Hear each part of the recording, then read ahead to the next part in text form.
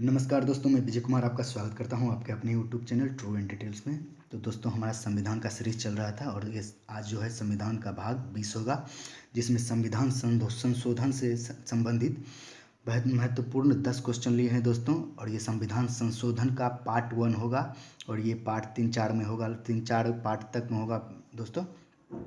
तो चलिए आज स्टार्ट करते हैं संविधान संशोधन से 10 महत्वपूर्ण प्रश्न, जो कि आज संविधान भाग 20 है। तो चलिए दोस्तों स्टार्ट करते हैं आज का पहला क्वेश्चन। तो हमारा पहला क्वेश्चन है, किस अनुच्छेद में संविधान तथा इसकी प्रक्रियाओं को संशोधित करने की शक्तियां प्रदान की गई है?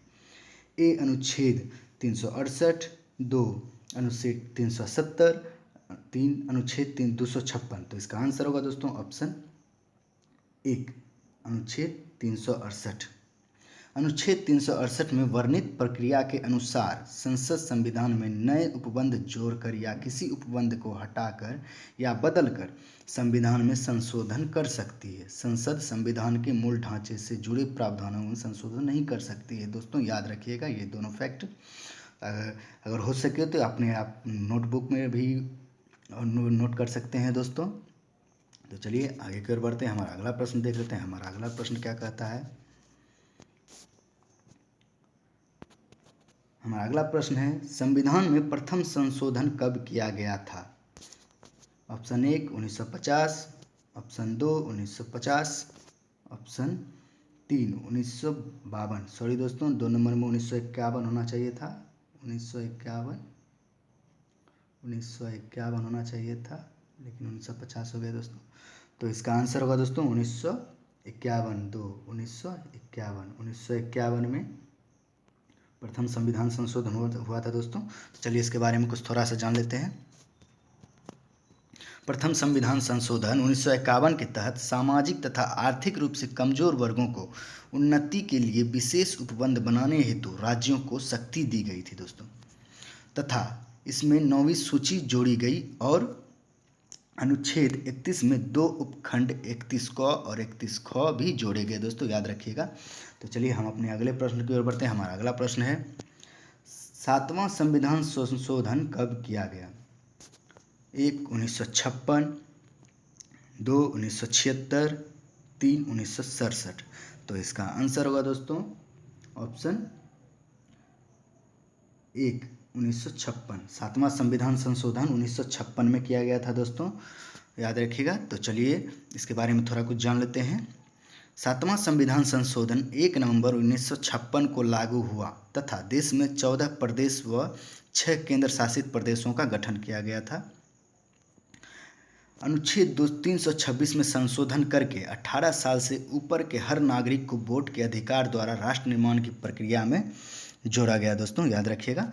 तो चलिए हम अगले प्रश्न की ओर बढ़ते हैं। हमारा अगला प्रश्न देख लेते हैं। हमारा अगला प्रश्न है, किस संविधान संशोधन के तहत दादर एवं नागर हवेली को भारत में शामिल किया गया? ऑप्शन 1 12वां संविधान संशोधन, ऑप्शन 2 13वां संविधान संशोधन, ऑप्शन 3 10वां संविधान संशोधन। तो इसका आंसर होगा दोस्तों ऑप्शन 3 10वां संविधान संशोधन के तहत दादर एवं नागर हवेली को भारत में शामिल किया दोस्तों। चलिए इससे जुड़े कुछ एक्स्ट्रा जानकारी ले लेते हैं।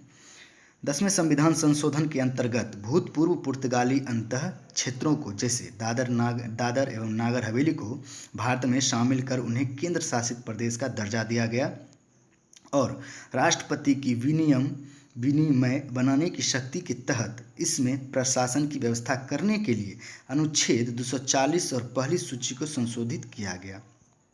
तो चलिए दोस्तों आगे की ओर बढ़ते हैं। हमारा अगला प्रश्न देख लेते हैं। हमारा अगला प्रश्न है, 12वां संविधान संशोधन के तहत कौन सा केंद्र शासित प्रदेश बनाया गया? Option 1 Nagar Haveli, option 2 Puducherry, option 3 Goa दमन एवं दीव। तो इसका आंसर होगा दोस्तों ऑप्शन 3 गोवा दमन एवं दीव। 12वां संविधान संशोधन के तहत गोवा दमन एवं दीव को केंद्र शासित प्रदेश बनाया गया दोस्तों। चलिए इसका थोड़ा अधिक जानकारी ले लेते हैं।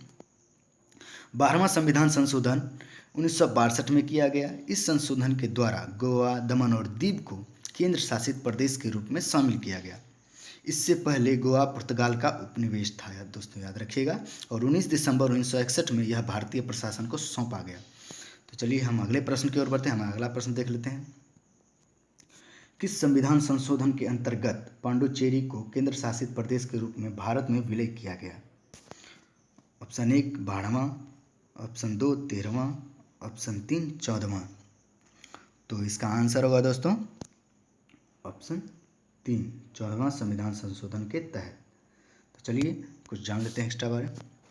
14वें संविधान संशोधन 1965 के अंतर्गत पांडुचेरी को केंद्र शासित के रूप में भारत में विलय किया गया।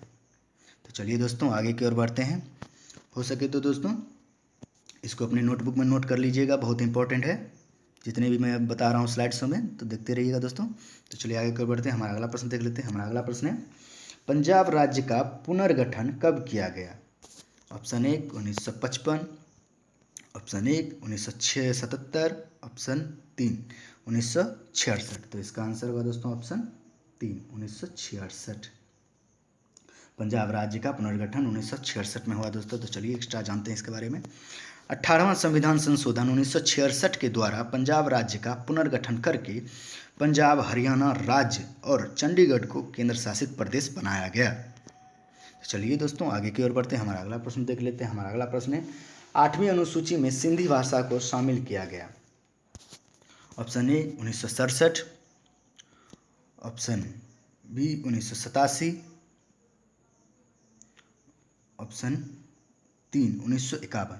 तो इसका आंसर होगा दोस्तों 1967।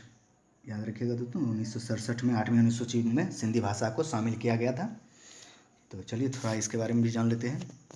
21वां संविधान संशोधन 1967 के द्वारा सिंधी भाषा को 8वीं अनुसूची में शामिल किया गया था। दोस्तों याद रखिएगा 8वीं अनुसूची जो है भाषा से संबंधित है, तो याद रखिएगा दोस्तों। तो चलिए आगे की ओर बढ़ते हैं। हमारा अगला प्रश्न देख लेते हैं। हमारा अगला प्रश्न है, 24वां संविधान संशोधन कब किया गया?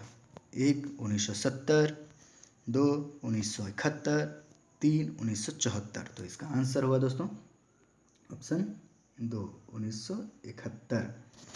याद रखिएगा दोस्तों 1971 में 24वां संविधान संशोधन किया गया। तो चलिए 24वें संविधान संशोधन में क्या हुआ था थोड़ा देख लेते हैं।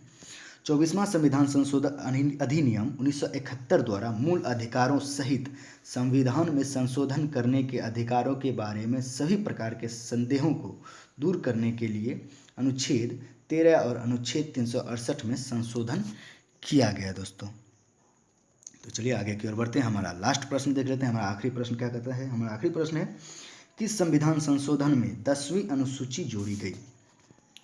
1 21वां, 2 33वां, 3 35वां। तो इसका आंसर होगा दोस्तों ऑप्शन 3 35वां संविधान संशोधन के तहत 10वीं अनुसूची जोड़ी गई। तो चलिए इसके बारे में थोड़ा सा जान लेते हैं। तो 35वां संविधान संशोधन के अंतर्गत 10वीं अनुसूची को जोड़ा गया दोस्तों, तथा उसमें सिक्किम को भारतीय संघ में शामिल करने के संबंधी नियम एवं शर्तें स्पष्ट की गई। सिक्किम को दिए गए संरक्षित राज्यों के दर्जे को समाप्त किया गया तथा उसे भारतीय संघ के सह राज्य का दर्जा दिया गया। तो चलिए दोस्तों हमारा संविधान संशोधन से 10 महत्वपूर्ण क्वेश्चन थे, जिसका पार्ट 1 है ये अभी, और ये 3-4 पार्ट में बनेगा ये वीडियो। तो हमने इसमें 10 लिए हैं, तो अगले वीडियो में भी 10 लेंगे और उस पर आगे वीडियो में भी 10 लेंगे, यानी 3-4 पार्ट में बनेगा। तो बने रहिएगा हमारे चैनल ट्रू एंड डिटेल्स में। तो दोस्तों अगर ये वीडियो पसंद आए तो लाइक और शेयर करें और मेरे चैनल को सब्सक्राइब करके बेल आइकन को दबा दीजिए, ताकि सुबह शाम जो भी मैं वीडियो डालता हूँ एजुकेटेड से रिलेटेड, वो सब का नोटिफिकेशन सबसे पहले आपको पहुँचे। तो चलिए दोस्तों आज तक के लिए इतना ही। बहुत बहुत धन्यवाद। जय हिंद, जय भारत।